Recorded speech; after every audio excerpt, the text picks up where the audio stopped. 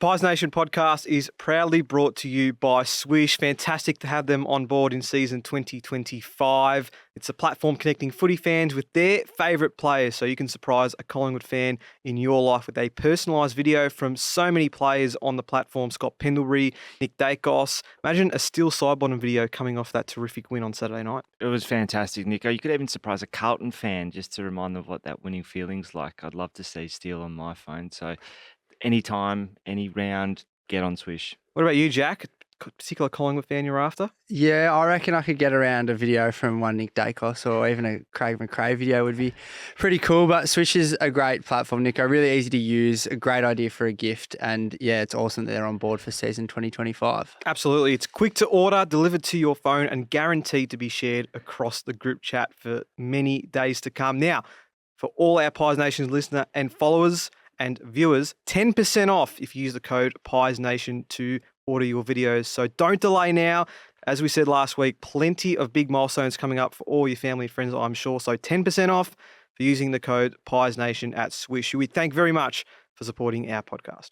Hello, everybody, and welcome to the Pies Nation podcast, where the pies are hot and the drinks are cold. Nicholas Sacco here, your host again for another episode. It is episode 3 of season 7.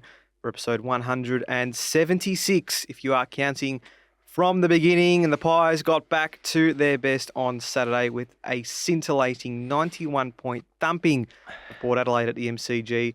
With so many stars, both new and old, contributing to the result, maybe we can expect more of this Collingwood in season 2025. Today, we talk through all the enjoyable moments from Saturday night, highlight the underrated parts of our game, thanks to AskPiesNation, and of course, speak to our next guest, the crowd competition winner. And that's what winning does. It brings a crowd, because for the first time in season 2025, we have a full studio of panellists to talk from. So I'll start with Jack Dugan. Welcome. Nico, good to be here. It's amazing what a week does. They say a week's a long time in football, and this time last week, it was certainly a different vibe to what it is now. Clinical the Pies were on Friday night, so looking forward to getting into it with you boys tonight. Certainly, and Marcus Callahan, welcome to you too. Thank you, Nico. Good to be back and good to be on the winners list for the first time in season 2025. And it's a first time for Luke Humphries in season 2025. Welcome, mate. Everyone was like, where is he? When's he coming back? Well, here I am. So All right, it's all about you, is it?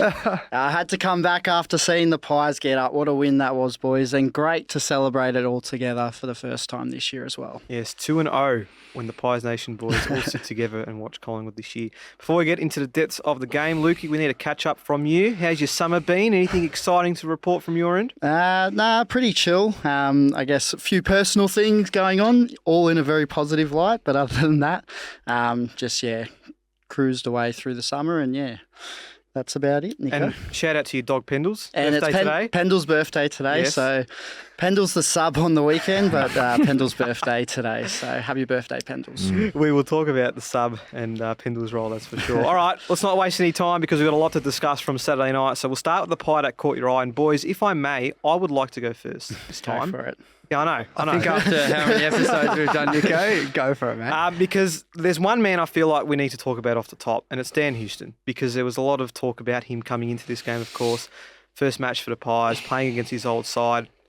I don't think I've arguably seen a player make their debut for Collingwood have a bigger impact than Dan Houston did on Saturday night. He was everything we asked for and more at both ends of the ground. The numbers themselves look fantastic with his 27 disposals, his 10 intercept possessions, his 5 tackles, his 5 inside 50s and 1 robbed goal, which of course we'll talk about a little bit later on. But he was Pendlebury-esque with how calm and composed he was with ball in hand. And we knew we were going to get that from him when we signed him over the off-season. But to see it actually happen live and to see it happen for a team that couldn't kick to any one of their own players 7 days prior, I think was just so refreshing. He was efficient with ball in hand, 89% disposal efficiency will, of course, tell you that. And then his defensive traits, I think, were just outstanding to its own right. I mean, his one-on-one battles, his ability to spoil the ball, bring it to ground, and just be that bailout option defensively and close to goal when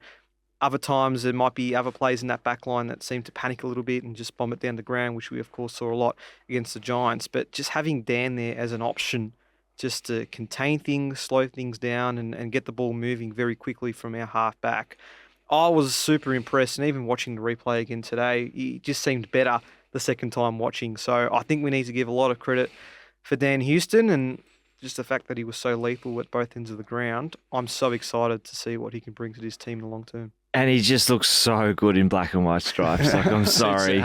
Oh, mate. Yeah, number 9 was the number I wore as a junior as well, so I'm just in love. Yeah, what a performance. I think that he brought immediate composure to the defensive unit, and there was a few plays that we got to watch together where he just shapes the ball and knows the perfect type of kick to produce at the right time in the game. I thought it was funny that he got mowed down in the defensive 50 and that resulted in a Port score early on in the match. But after that, it just felt like he could kind of flush out some of those nerves after maybe a big hit or two and just settled into the game beautifully, Nico. I think we're getting him right at the peak of his powers, and it's been a long build up to him playing his first game, but to do it against the old mob, thought it was incredibly interesting they didn't put any time into him. I know there's a lot of respect there, but once you cross the white line, like, surely you got to put at least some heat on a guy who's that potent. So I cannot wait to see another 100, 150 games, hopefully, of Dan Houston in Collingwood colours. And it helped bring the likes of Josh Daicos and Isaac Quainer into the game, playing similar roles, of course. They seemed a little bit exposed in those areas last week against the Giants. But again, having Dan there as a bit of a calming presence, it certainly helped their games too. Well, it was just a class above, Nico. I think, he comes into our Collingwood side. I think, you watch all the pre-season docos and stuff, you could tell he's fairly, I don't know if anxious is the right word, but keen to get into it, keen to sort of get the ball rolling. And he comes with a resume, 2-time All-Australian. He's playing for one of the biggest clubs outside of Melbourne in Port Adelaide. Their fan base is quite fiery, but yeah, you could tell he's keen to come out for the Pies, and just, you boys have already touched on it, how classy he was and the calmness that he was able to play that game out on Saturday night, albeit in an absolute drumming of his former side in Port. But yeah, he was exceptional, and yeah, his calmness and what that's going to unlock for other players, as you said, Josh, Daicos and the like, is going to be huge. And just it was so nice to see him fit so seamlessly into this side, just a cog in the Collingwood machine that hopefully is going to go deep into September this year. Well, comparing to the previous week where we didn't have him, it just felt like he brought a calmness across the whole playing group just as soon as he got his first couple of touches and just nailed a few targets. It felt like it just eased everyone's nerves and got everyone relaxed, and then it's sort of flowed throughout the playing group after that. So I think he's going to be a massive, massive in for us this year. All right, love Dan Love. I'm sure it won't be the first time this season, but I just had to get that off the top because I thought his impact on the game was outstanding. So I'll go around the room now. We'll start with you, Jack, the player that caught your eye. Well, I really wanted to try and be indifferent this week, and it was tough because you could have pretty much said anyone on the ground because they were all amazing. They all played their role to exception. But I think the one that I've gone is not so much just for the game on the weekend, but probably a body of work over the last 12 to 18 months, and it's Pat Lipinski. Mm-hmm.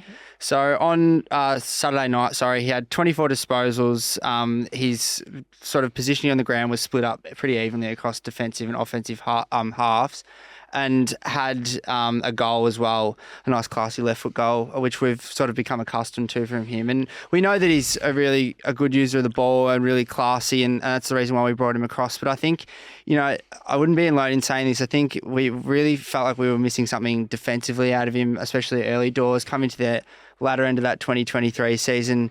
Not vulnerable, I wouldn't use that word, but, probably not as strong as what you'd like him to be as other players, and kind of exposed us a little bit. Clearly, that's something he's worked on the last 2 years, because he's seemingly turned himself into a bit of a competitive beast, and another one that just slots into this team so seamlessly. And when you've got the luxury of having someone like Paddy Lipinski in your side, I think that goes a long, long way to cementing yourself as a really elite team in the competition. And yeah, I just wanted to shout him out for having a really good game on Saturday night, but probably more a body of work over the last 18 months to turn himself into the player that he is right now for the Pies. Love that. I'm glad he's getting that recognition. All right, Lukey. I'll go with the other Dan, so Dan McStay. Now, we touched on it at the game, me and Marcus, more so about just early on, it was just like sometimes he just needs to be able to take those big grabs and get himself involved. And if we do have to kick it long into the forward line, just have that bailout option in the forward line to at least make it a real competitive marking contest, if not mark the footy.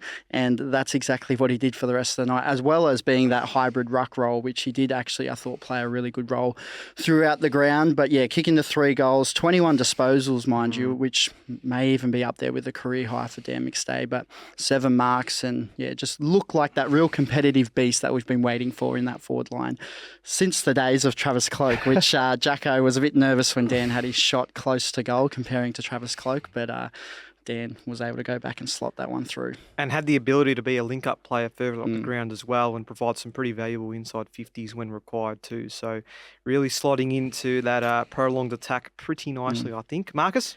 Player that caught my eye this week, Lachie Schultz, shooter. I think one of his better games for the club. Really loved the way that he responded. Copped a bit of analysis on this podcast last week, and probably another game where we're just like, oh, you're leaving a bit more wanting for the fans. But I honestly think he was as good as anyone when it came to harassing the opposition and making sure that we were able to cause turnovers in our front half.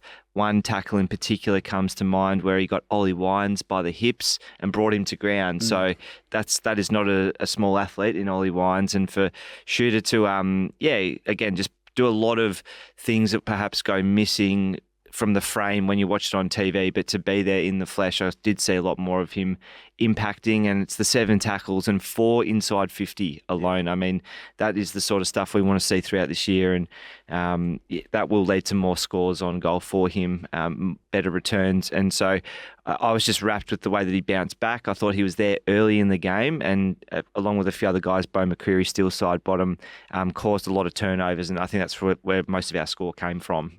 So a huge game for Shooter. And it's no secret that all Collingwood fans would have hoped to get a little bit more out of Shooter up until this stage in his Collingwood journey. But it's that attitude and that intent that he brings week in, week out that is eventually going to be the difference between ultimately turning things around for him, I think. Like the fact that he keeps showing up week on week, despite not probably getting the best out of himself, probably getting the best out of himself in terms of effort, but not on the scoreboard and on the stat sheet. But it's that type of attitude, that 7 tackles and being as ferocious as he was on Saturday night will be the reason that one day it will turn. Well, we've seen it happen individually, and we'll speak about a few more individuals later on. But as a team, I think the biggest takeaway from Saturday night was that the pressure pies were back.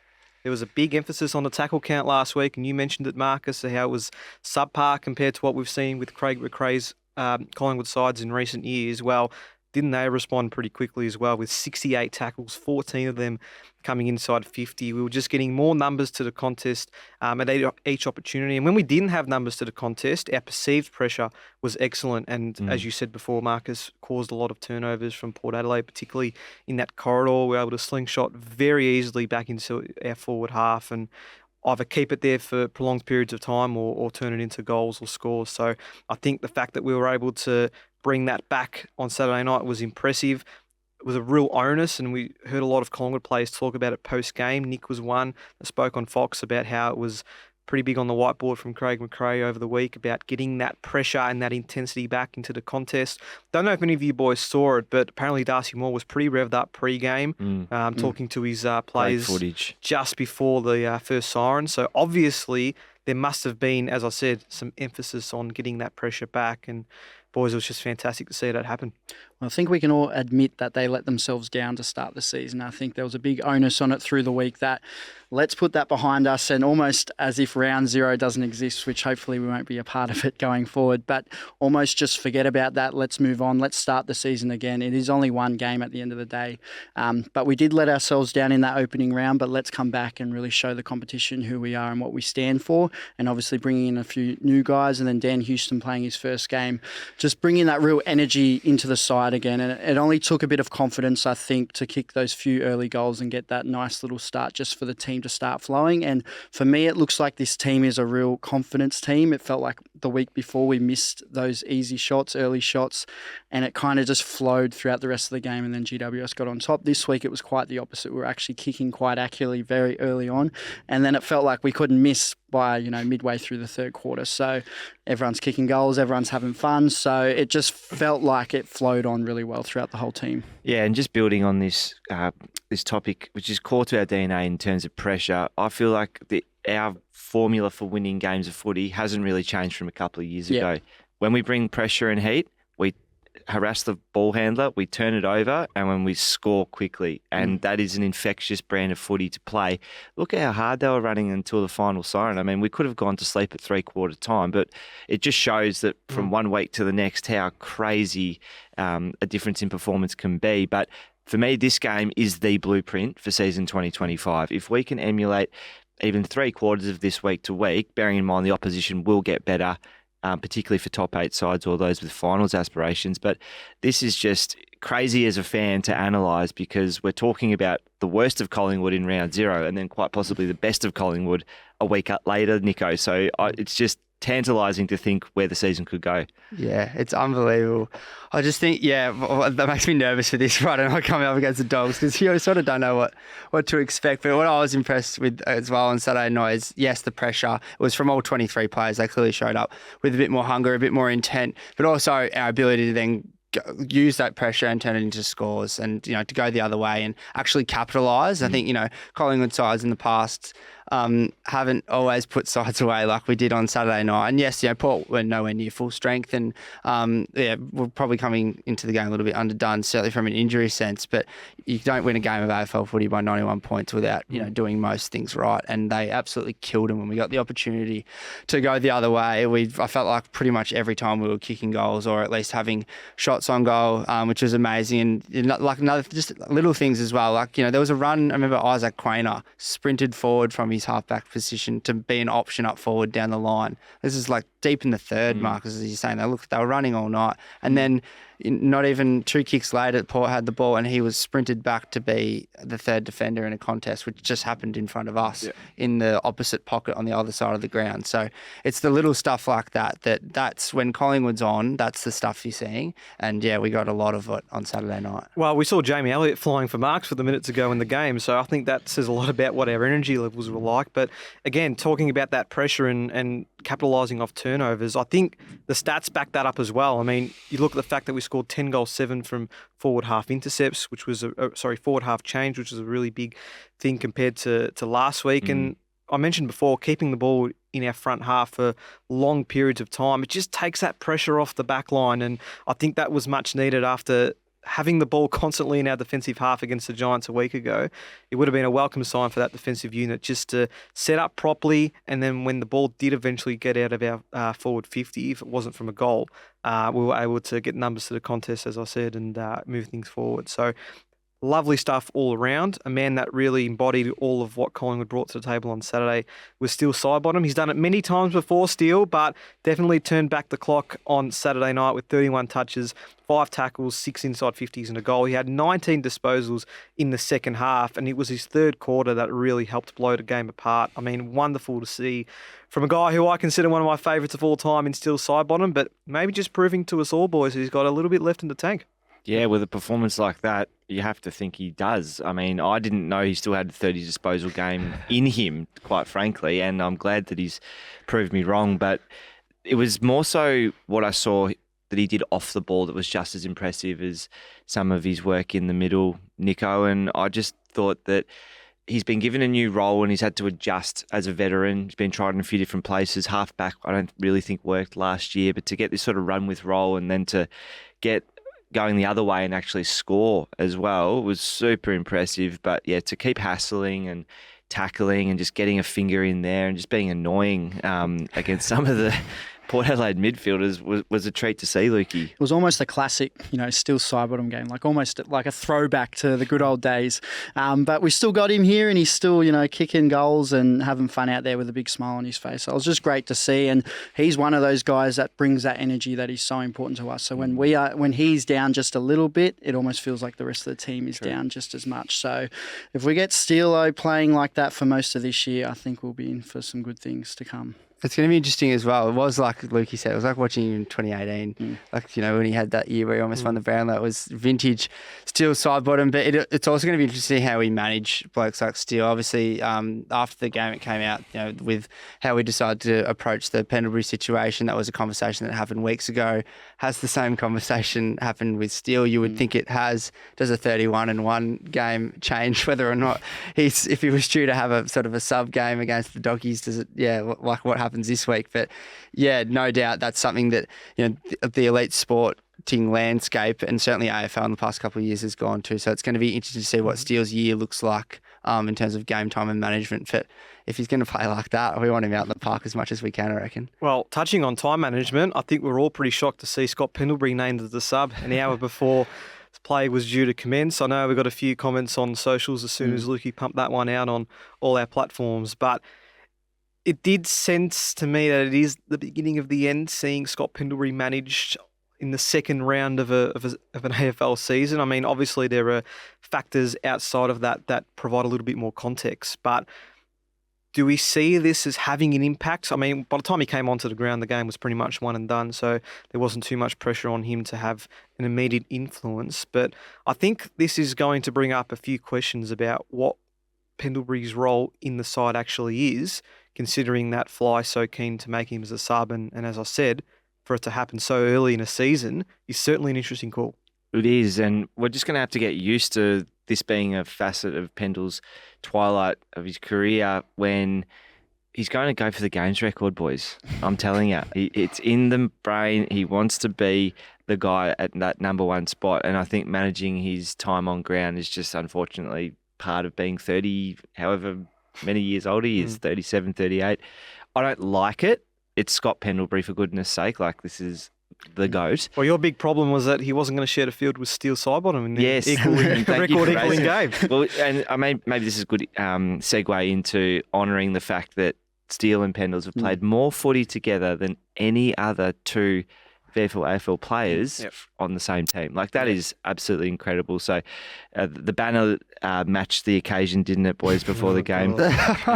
Just to celebrate that little... the beginning of the end, that. that little win. But yeah, look, I was going to be devastated because I thought Steele was coming off for Pendles to come on, but it was Howie, of course. And yeah, it's just an incredible feat, like they've played so much footy together. I think they've also got the stat of having the longest time between grand final wins from 2010 and 2023. So you have to marvel at the fact that they're still going as well as they are. And yeah, 400 games, 300 and however many together between the two of them. It's incredible. Will we see more games as Pendlebury being the sub then, Luke? I was just going to say, despite everything, we're about 10 metres away from the bench and had a good view of Pendles as he was warming up. I must say, he looks as fit as anyone out there. So his age and his fitness and everything like that, he looks fit. So get him out there. We'll see what happens, but I think it's going to be a trend across the year. The older guys, Howie, we've seen got subbed off, Sidey as well, Pendles, and Tommy Mitchell when he's back in. Like a few of these older guys, when things are going well and injuries aren't crueling us, we're able to manipulate and get these guys certain game times that are going to get them across the line to the end of the year if we are getting there to September. And let's not forget, this isn't a story if we go up to opening round and win well, and Pendles has made the sub, then it just goes straight to, this is how we're going to be managing for the year. I think the panic stations happened when we get that news before because we don't know what to expect from a game standpoint, and then all of a sudden, as Marcus said, the Collingwood GOAT is starting at the sub. You think, what is going on? Yeah. But I think, as I said before, Geelong did it a couple of years ago when they went on their flag tilt. I think they managed all their senior players almost to absolute perfection, and it's something that, when it comes off, it looks really good because it's pre-planned, it's premeditated, and if you're winning games of footy, it's something that no one talks about, and in fact, you're probably lauded for it. But, you've got to keep winning games of footy, otherwise it can be something that, it gets put up in lights like it was pre-match on Saturday night. A couple more things to look at from this Port game. Triple M still rocking the Magpies, as was the case on Saturday night. We spoke about Dan McStay as part of the pie that caught your eye. Tim Membry definitely deserves his flowers for his incredible performance after a bit of a slow start.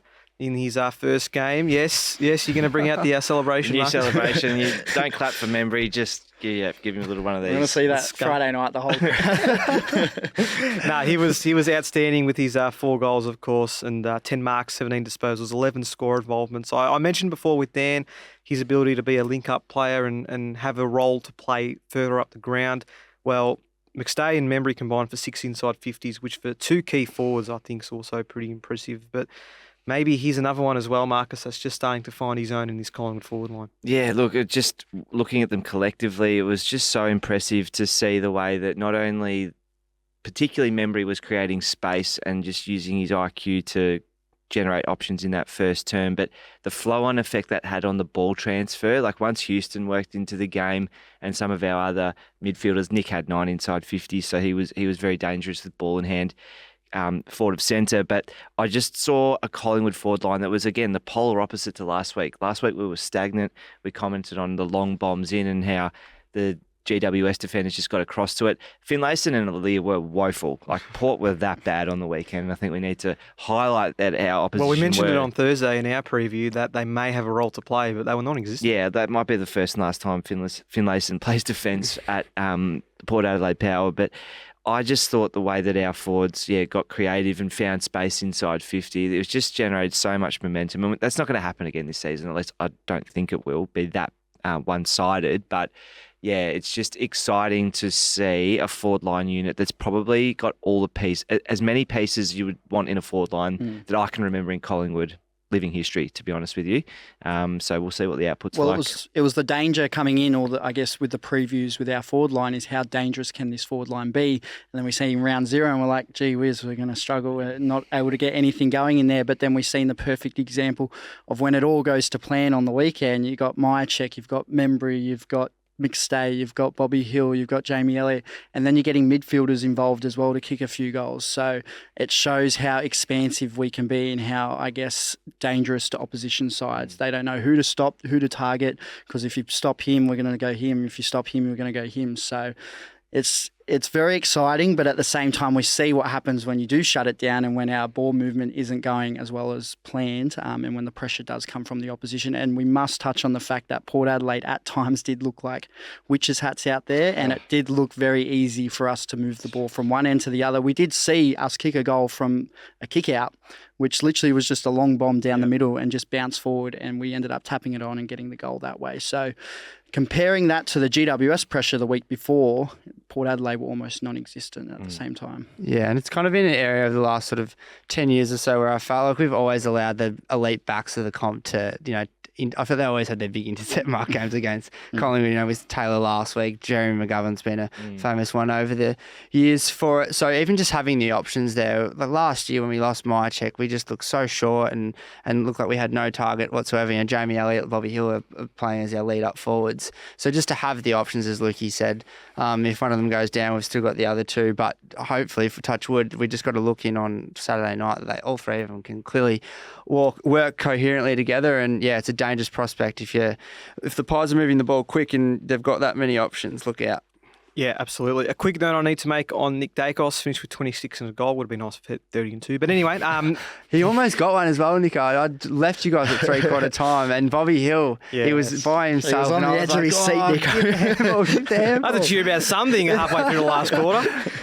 He averages 29 disposals against Port, and we mentioned that in our preview on Thursday, Marcus. Still had somewhat of an influential game. I don't think the tag on him worked. I think Willem Drew was pretty quickly to get off him by quarter time anyway. But he mentioned post-game that he turned off the socials and tried to focus on himself and his own game after what happened against the Giants last week. Obviously, a lot of commentary about him cramping up pretty early. He seemed pretty fit to me by full time. I think we can put those murmurs to bed. But how do we rate Nick's game compared to what we saw 7 days ago? Yeah, look, he's working into the season perhaps a little bit more slowly than we would have liked. We have such lofty standards for Nick, of course. Sometimes we have to remember that as his development, as he matures rather, he's going to cop more attention. And I think that to come away with 26 and a goal, maybe, could have got a second, is a huge win. And he was good all game, but as we separated from the Port Adelaide Power, he just became more and more influential. And I think once the game was cooked, Will and Drew probably just stopped trying to rough him up and all the rest of it, or whatever he was trying to do there. But yeah, look, I was just disappointed. Probably another game where he doesn't receive any Brownlow votes. And I'm hoping that he wins the Brownlow this year. So that was probably my main disappointment, Nico. No, that's fair enough. It probably wasn't ideal, but I'm sure he won't take long before he gets on the board. He's on the cusp of a huge 35 disposal game this week. Could I get your votes, please, from our game on Saturday night? I won't go first this time. I'll start with you, Jack. I gave one to the man that you took over before, Nico, and rightfully so. Dan Houston, again, we've spoken about it already, but so classy. You can tell he's a class above. I for one, I always get nervous when we get big recruits over. Like a couple of years ago, it was Tom Mitchell and Bobby Hill. You're always worried about how they're going to fit in, and especially when they come with, the resume that Dan does. But yeah, all class above, and yeah, looking forward to the rest of the season and beyond with Dan. I gave 2 to the man they call Skunk. Just set the game up, set the tone. I think we spoke about off air, perhaps even on air, that when you're kicking straight, it's infectious, and he did that early. So Tim Memory gets my 2, and I gave 3 to the old boy. I gave it to Steele. I just thought it was so good to see him wind the clock back. That goal was probably like the first moment in the game, I think, where we really got up and about. It was so good to see. Typical Steele celebration. Yeah, it was great. So yeah, they were my 3, 2, 1. I'll go the 1 for Houston. Great to see him in the black and white, and showed us exactly why we wanted to get him. 2 votes, Steelo. Fantastic vintage Steelo performance. And the 3 votes, I'm going to reward Dan McStay, because I reckon it was one of his, probably other than the prelim in 2023, his best or most influential game in black and white, and more of what we want to see going forward. Thanks, Lukey. Yeah, apologies to Dan Houston and Dan McStay. Both could have featured in the votes this week. And how nice to have a whole bunch of players to pick from, gentlemen. Again, polar opposite to last week. I've gone the 1 vote for Shooter. Called him to have a big game, and he responded, was really happy with his pressure and his focus.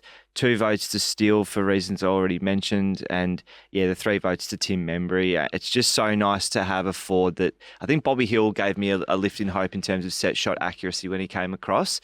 But now that Membry's there as well, it's just like, okay, cool. We could kick more goals than points on average across the course of the season. So thank you, Skunk. All right, 1 vote to Tim Membry. Set the tone early. Felt he was exceptional throughout. Steele for turning back the clock gets my 2, and Dan Houston for the 5 minutes I spent talking about him gets 3 votes. I think this is the first time we've all had a different person for 3 votes too. So I think that goes to show how influential so many players were. Got to be the first time in 2 years since Nick Daicos has been playing that he wouldn't be sitting on. Which is actually a good this thing. Time of year, which is a really great good thing. Yeah. So yeah. Exactly right. He also got the 9 coaches MVP votes today, did Dan Houston. So obviously an exceptional game. He did. Wow. He was the most popular person in our fan votes as well. He led the way in the voting there. Still Sidebottom and Tim Membry got quite a few as well, as did Dan McStay, rounding it out. A shout out as well to Bruz, who got a few votes here, and that might have just been for the 2 quick goals he kicked in the third quarter to really ice the game. I don't think he's kicked more than 1 ever. Do you reckon Shooter was dirty? I think you can see him go, "Oi, Bruz," as he said the first one. If he had missed. Because he got it and then had to dodge someone to get around. And Bobby Hill was like, stop. And then he has the shot. Nah. And it's kind of just snuck in. It was very lucky it did just sneak in, because it did get paid advantage, obviously. And I reckon Shooter would have been a bit dirty, because it was a big tackle. That might have been the one-on-one. So it was a big tackle, and he probably deserved to have the shot on goal. Yeah, when Braden Maynard just picks the ball up and has a crack, you're winning that game. That's all I'll say. Absolutely. All right, let's get to Ask Pies Nation then. Instagram, Facebook, Twitter, YouTube, Spotify, Apple Podcasts. We are absolutely everywhere and flying, so be sure to keep following, keep subscribing, and keep getting involved as you do with Ask Pies Nation. Very happy to hand the reins back over to Lukey this week as we talk about some of the underrated parts of our game from Saturday night. Yeah, and got some really good comments and feedback from the fans. Start with Wallop Fam, who's one of our favourites. Without doubt, Ned Wood's efforts were the definition of underrated. Yeah, one we didn't talk about, Ned Long. I thought he definitely deserves some kudos for his efforts on Saturday night.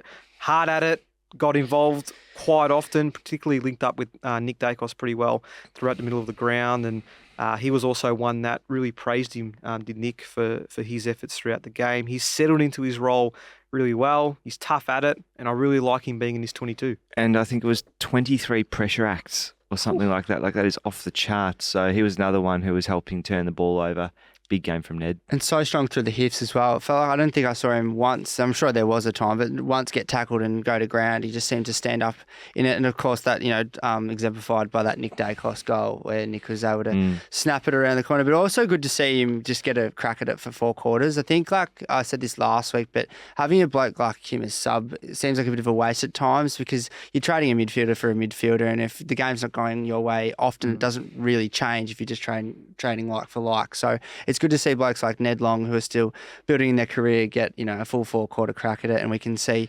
a sample size over a longer period of time. Jimmy Staith, Sidebottom making one last charge for the Brownlow.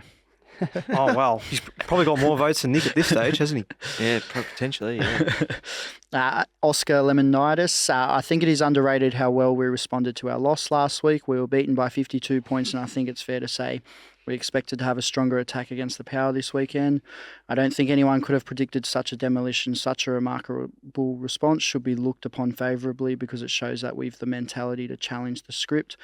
In brackets, pies are too old, selling out for a final year, etc., etc. Anytime you see a response like that, you just know that you've got a side that's switched on. Yes, they would have been disappointed about opening round, but for them to have come out and on our home deck show why we are still one of those that are contending for a premiership this year, it was really special to see. And as we said, just gave us all a nice reminder that we're still around. Yeah, and if we do have a bit of a form slump this season, which will happen, I hope that the coaching staff whip out this game. Like, gentlemen, this is what it looks like. You can do this.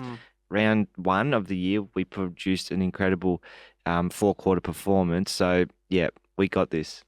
Blair Jensen, better forward entries to allow forwards to get a better look at it equals straighter kicking and a bigger margin.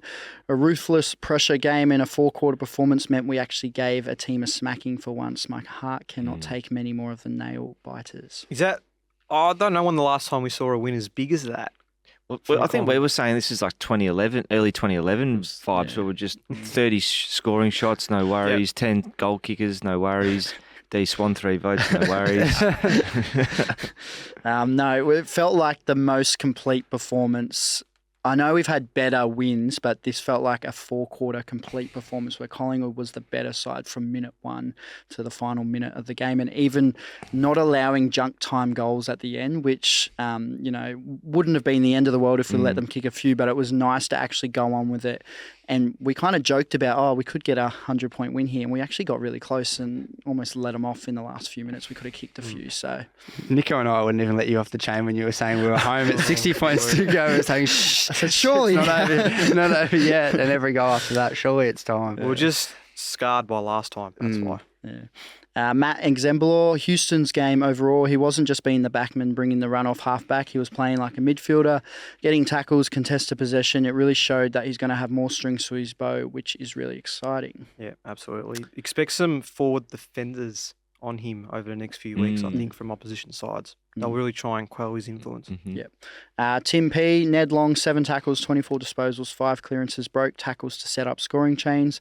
Didn't think he could produce this type of game. This is his benchmark now. I don't want to see him as a sub for a while because if he's delivering that in a 4-quarter performance, and we saw spurts of it in the 1 quarter he played against GWS last week, gents, well, yeah, I think he's got a place in his side for the long term. No doubt, and he's just got to get that role that he can carve out, and hopefully when we come up against Carlton, he's ready to take that step on a Paddy Cripps or something, because I don't know if Pendles has got another year in him, having to just basically be a brick wall at the stoppage. So, Camden McIntosh gave Paddy Cripps an absolute bath on Thursday night. So get Ned Long on him. We can send anyone we want to him, I reckon. Well, actually, those that listened to us on Thursday, you would have seen that Carlton were up quite considerably as we were recording.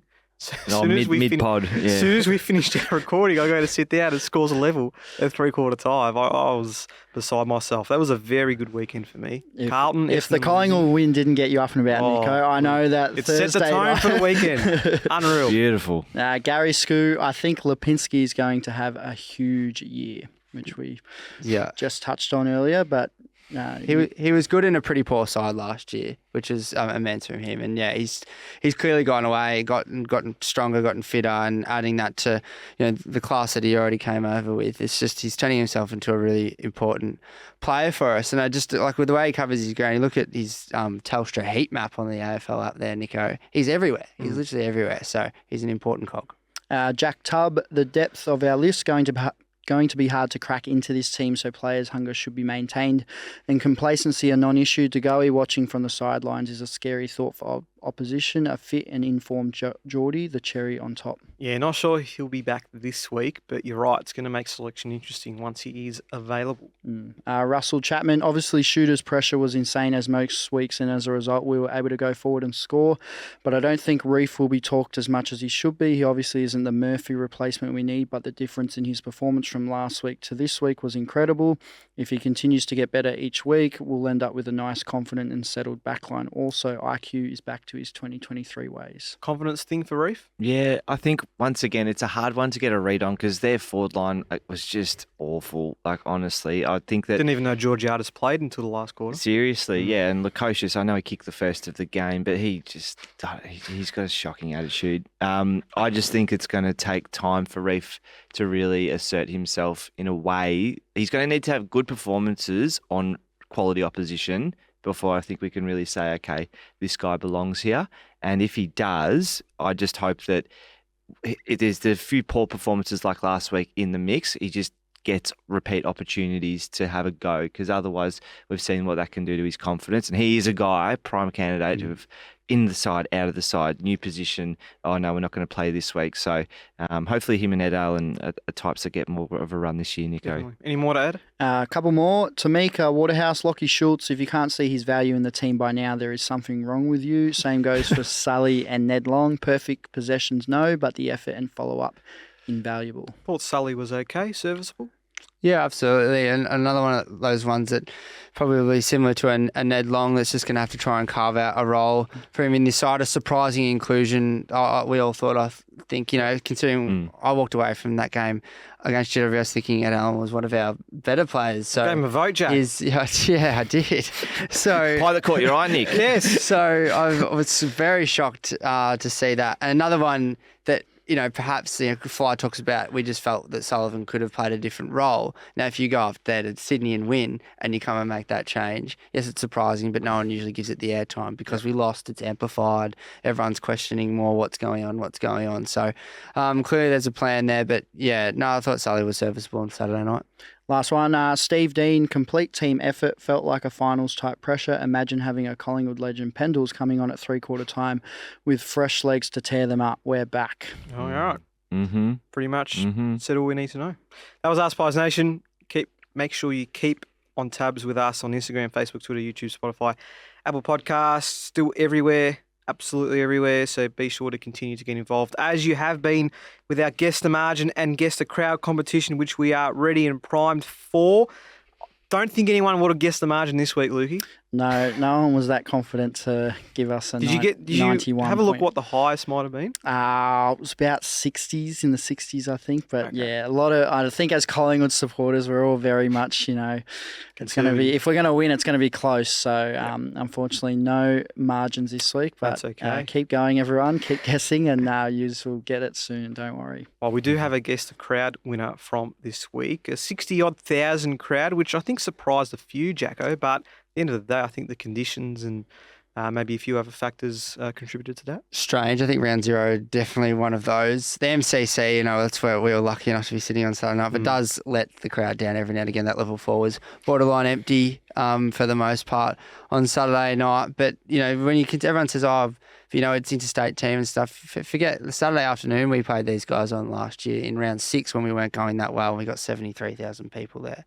So you'd think, round 1 crowd, and perhaps the heat and stuff. It's just, I take joy though out of, saying we've had a low crowd of 63,000, and then the great Melbourne Demons play the next day in round 1 in a game that they were trying to pump up in Jim's game as well, which that how close that is to the hearts of Melbourne supporters, and to only get 27,000 people there is pretty abysmal. Not surprising, but Was it 20? I thought it was 23. Oh well, yeah, it was even less than But I wouldn't undersell the loss of round 0. I reckon would have generally turned a few people off, going, won't worry about it, thinking this is what we're going to serve up for the whole year. And now you'll see the turnaround this Friday night. I reckon we'll get 80 to 90,000. I know it's not our home game this Friday night, but that'll be a Collingwood predominant crowd at the MCG against the Dogs. All right, so here's our Guess the Crowd winner, and how far away were they from the actual crowd. We've got Emanuel. Now, this wasn't as close as last week. It was I think it was about 600 to 800 off. Can't remember the exact, but we didn't have a lot that were too close. So he is the closest, but yeah, not as close as I think it was 2 we had last week. So most people were over the 70,000 mark. So yeah. I was going to say, looking at the comments, there were a lot that were over that 70,000 mark. So, okay, well, Emmanuel's the man. Let's give him a call as our second edition of the Guess the Crowd competition.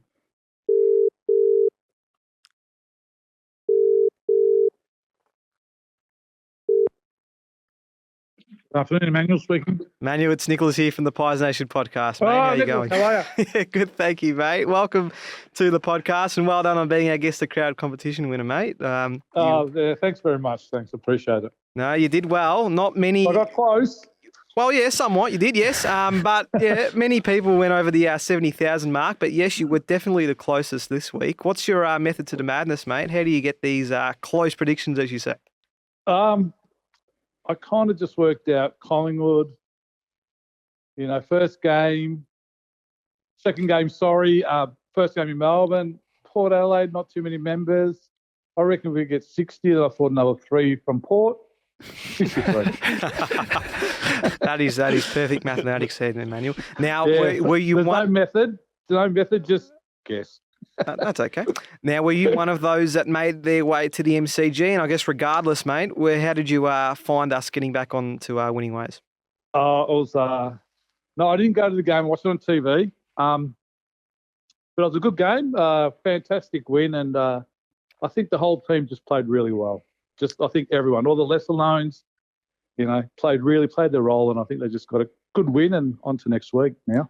We forget about this week and get on to next. Congratulations, Emanuel. It's Luke here now. Thanks for getting back to me on the old messenger. I didn't think I'd get a response out of you. We nearly had to go to second place, but congratulations. I just wanted to ask you, how have you seen, I guess, some of our newer recruits that have come in, and who's exciting you the most at the moment?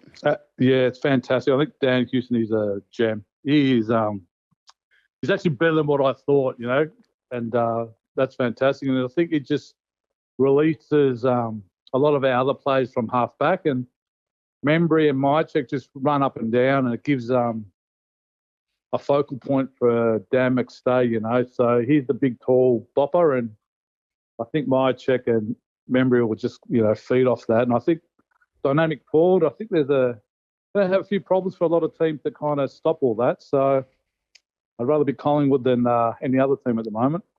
Yeah, it's an excellent call, Emanuel. Thank you so much for coming on. Just Jack here, mate. Just on the recruits chat, we may as well keep that going. Lockie Schultz, he's been at the club for over 12 months now, and probably had a bit of a down day against the Giants, and hasn't come on to be the Freo Lockie Schultz that we thought he could be. Yep. What are your thoughts on him, and how do you sort of see the rest of his career going at the Pies? Good. I think he's been fantastic. Even last year, kicked 20-odd goals for a small forward. Not too bad, I think, and we were down a few players as well. So we had a few injuries last year. I've always rated him as a fantastic player. I think he's going to be really outstanding this year because he won't take the second best or the third best defender or the fourth best defender now. So he's going to do his thing. And he's a defensive forward line pressure player. So he'll run up, he'll tackle in the forward pocket and, half forward flank, and I think he's an outstanding player. I don't understand what people say about him, but I think he's fantastic. I think he balances the team with Elliott and then Bobby, doing his thing. So I think it's a great balance, and I think you need that defensive forward line pressure act to, keep that ball in. So I think he's fantastic. I think last week was just, last week was just an anomaly, I think. But Ditto was playing really well. Even last year, I think we struggled against them. But I think back in Melbourne, and I think you'll see the best of Lockie Schultz. I think you'll see a lot more from Membry. I think you'll see a lot from Ned Long as well. I think that was a fantastic game, and I'd even play him in the ruck rather than use him as our second ruckman rather than McStay, because I don't want McStay to get injured at all. He's too valuable. Emanuel. So, that's the insight. I think Lockie Schultz is fantastic. He does what is expected to do and what the team wants him to do, and I think that's all you need to do, isn't it? Emanuel, do your role, and I think that's how I'll get the best of the team. Thank you for that very in-depth analysis there, Emanuel. We are very, very happy with that. I wanted to ask you a little bit about what you see as our next round performance. Oh, have we got you there? Oh, might have missed you. Oh, you got me now? Yeah. Go on, Marcus. Emmanuel, Marcus here. Just asking you about where you see our performances tracking from. He might not be able to hear Marcus's. Can you hear Marcus speaking to you there, Emmanuel? No, I can't. No. Oh, okay. Well, we might have to deal with that. But in the meantime, then, we'll get to you at a bit more of a personal level, mate. We love hearing the stories about how our supporters come to be Collingwood fans, and we'd love to get your journey of how you turned out to be a member of the Black and White. I think it was in at school. Everyone liked Essendon and Carlton, and I just wanted to go for the team that no one liked. So I was like, Collingwood. Everyone hated Collingwood. So I went for Collingwood, and it just happened to be my closest mates are all Collingwood, and went to different schools. And my auntie is a fanatical Collingwood supporter. So it's more or less just the team that everyone hated. So I just went for that one. So it happened to be a good one. Look how that's turned out. I've seen a lot of ups and downs. I'm 50 now, so I've seen a lot of ups and downs. So and my kids too. They're all Collingwood. So I think it's just generational now. It's in their blood, and they ain't changing. I won't let them change. Very nice. So we don't want them to change. Just before we let you go, Emanuel, how do you think the rest of the season will pan out? We spoke on our podcast before that we've seen the worst of Collingwood one week and we've seen the best of Collingwood the next. Do you think we're going to get more of one or the other, or will it be very consistent? No, I think there'll be a more consistent playing level now. I think if we stay injury-free, I think they'll go really good. I think always you've got to look I play footy, and even playing footy, I think you just got to break it into sections, qualify, top 8, see where you are at that point in the season, and then if you've got time to push into that top 4, I think that's what they'll do. I think they'll just qualify first, play top 8, and then see how many rounds are left and try to push top 4. But if they can keep that side and rotate, Pendlebury and Sidebottom, Howe, and just give them rest when they're required, I think they'll go deep. I think they'll go well. I think they're in a good position to beat, to give it a really good, good shot at playing finals first, and then obviously trying to top 4 and try to win the thing. But I think they're in a good state. I think their defence is fantastic too. With so many different options. With Quaynor and Josh and Maynard, and now Houston just running off that half-back line. Who are you going to tag kind of thing? You can't tag Nick all game, and you can't tag Dan Houston. I think that's what a lot of teams will do going forward, is tag Dan Houston. That's what's going to happen, I think. And that gives Josh and, everyone else off the chain to go play the game. So I think you can't tag all of them. You're just going to have to pick your poison. That's a good way to put it. And we mentioned it just before on the pod as well, how we might see some forward defenders, or defensive forwards, we should say, on Dan in the weeks to come. But Emanuel, nonetheless, you mentioned about qualifying. I think Fly always said we're in the business of qualifying. So I think if we can get to that point, we'll certainly go a long way towards getting back to our premiership, mate. So we really 100%. Appreciate you coming on our podcast today, mate. Thank you very much. Thanks for the chat. Go Pies, and I'll be tuning in. Don't worry about that. Oh, we can't wait. Thank you for joining us, mate. Thanks Emanuel. Guys. Thanks for your time. Appreciate it. That was Emanuel joining us as part of our Guess the Crowd competition. So if you want that to be you've got to get closest to the pin. So keep an eye out for Lukey's posts in the lead up to game day. Give it your best shot, and if you are closest to the correct crowd, then that would be you joining us as part of the AskPiesNation podcast. So that was Emanuel for you. Can you hear me, Emanuel, Marcus? Really not quite going there with the technical difficulties, but I'm sure you would have given him all the best if you were given the opportunity. Best regards to Emanuel.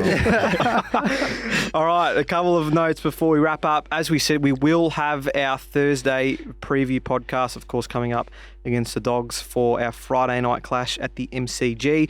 Marcus, VFL returning this weekend. We've got a big game up against the Swannies this Saturday, and it'll be one without Ash Johnson, who unfortunately went down with an injury over the weekend in our practice match. It looks like to be an ankle, but it could be long-term. There's no set time on his return to the team at this point, which is very unfortunate because we know he was looking to get himself back into this team. But nonetheless, the VFL boys getting back underway this week. That is correct, Nico. 12:05 at Vic Park against the Swans, as we alluded to last week. Looking forward to a big review from the Surge for the first time this season.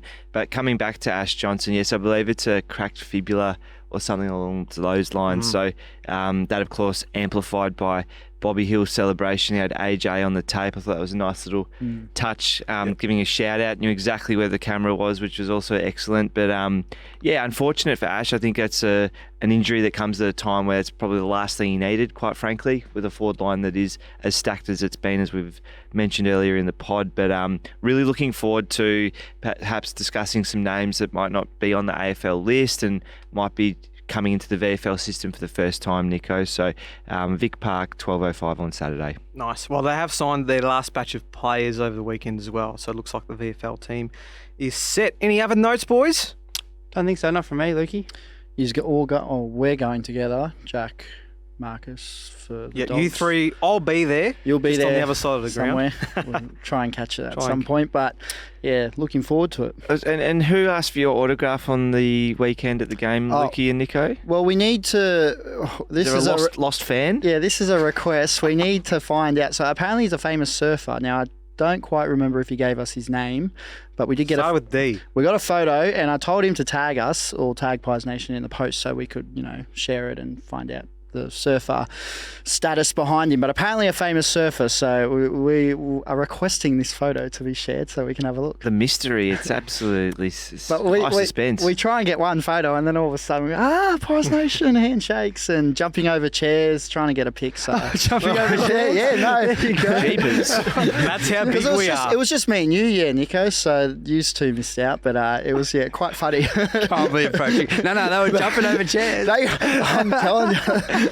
That's how big we are, Jeds. That's how big we are. We get the famous. But they did ask where the others were, so you just. I was in the dunny. Yeah, you departed. I had departed at that stage, to go. I didn't depart the ground, but departed us. The MCC to join the outer, Nico. Yes, we'll all be there, which is very good. Now, Lukey, time for a game.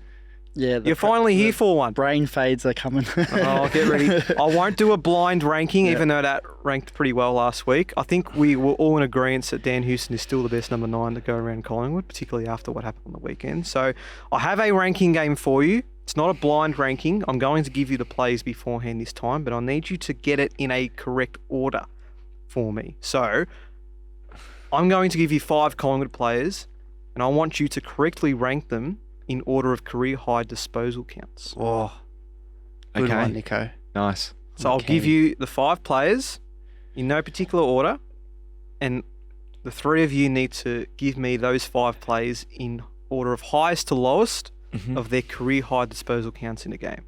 Understand? In a game. In a game. Okay. So the singular game. Singular game. So not career. Okay. Not career. Yeah. So it's a career high for a singular game. Yeah. Okay. Yeah. Okay.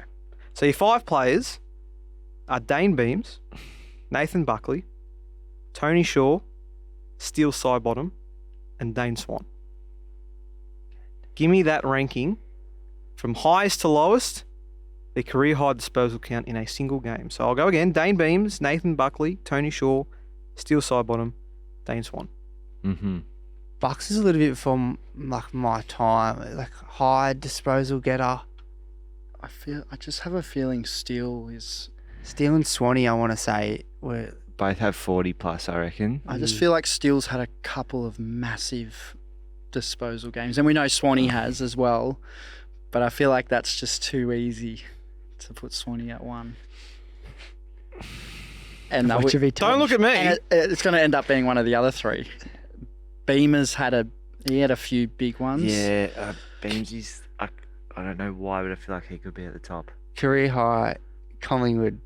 So, no, he hasn't had 50 against the Gold Coast in a Q clash when he was playing there. I forgot about if maybe this is all going to come unstuck, but is it a fair comment that, disposal counts over time have gotten higher as the game sped up? Yeah, and, which is my point about more Bucks, possessions for more recent seasons compared to 20, 30 years ago? Yeah. So I'm thinking perhaps T. Shaw 5. 5. Yeah, I think yeah. You gotta have a Beams good poker face here because I'm looking at you. I feel like Beams is too easy to put down low. I feel like he's had a massive game somewhere. Yeah. Like he's going to be top 2 for me just because Was Who are it? the others? So Shaw, Steele, Bucks. So I think even as like going on that same trend, Marcus, like Bucks at 3 or 4 wouldn't be. I mean, you hear his name and you automatically want to put him at the top because it's Bucks, but just the way that footy was played in his time, admittedly before our time of really intently watching footy. So I just don't feel like, a 30 disposal game in 2000 was like a 40 to 50 disposal game now these days. Bucks at 4. Yep. We're going the other way. That's good. Yeah. That's what I wanted to do. And then we've got Beamer, Sidey and Swanee left. Steel, Beam, Swan. Yeah, I want Beams in top 2. Steel Beams. That's funny. Yeah, I'm happy with that, I think. Steel, Beams, Swanee, Bucks, Shorey. Let's build our Okay. list with Steele. So let's just confirm. So you've got Sidebottom at 1. No. Swanee. Sorry, you've got Dane Swan at We've 1. got Swanee at 1, yeah. You've got Dane Beams at 2. You've got Steele Sidebottom at 3. Yeah. Nathan Buckley at 4. And Tony Shaw at 5. Is that right? Do we yeah? He's giving like we're complete idiots or Do something. we have any right? You have none right. Not one. Not one. Not one. Who's I'm Tony gonna- Shaw got All more right. disposals then? I I'll got give you the Steelo answers. at 1. All right, I'm giving you the answers. So I'll go for 5 to 1. All right. So 5 was so Dane good. Beams, 41 disposals. Ooh. Phew, that's a lot. 4 was Steele Sidebottom, Okay. 43 disposals. 3 was Nathan Buckley, 46 disposals. Sure, he's going to be 1. 2 was Dane Swan, 49 disposals. So off. What do you Tony mind? Shaw, 50 disposals in a game. The Well, that highest. completely I believe the Collingwood highest as well. Tony Ever. vindicates Shaw. the logic. What?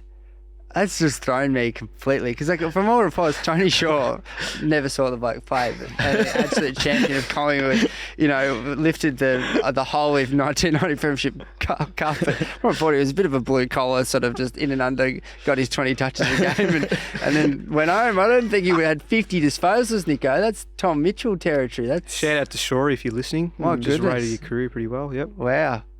Okay, well, we got 0 out of 5.